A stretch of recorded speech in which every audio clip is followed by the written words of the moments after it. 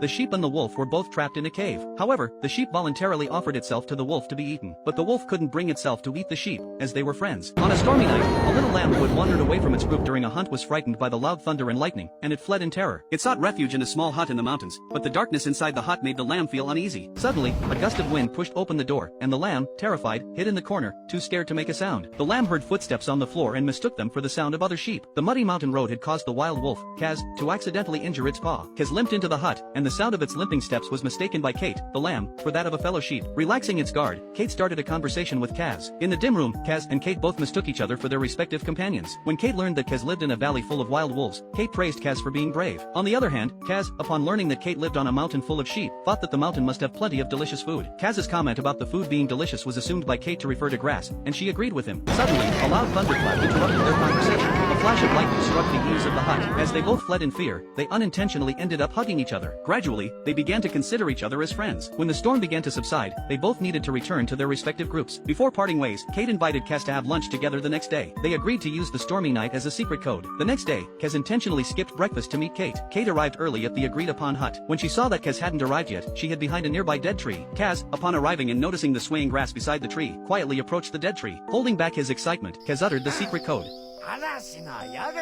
Hearing the code, Kate responded.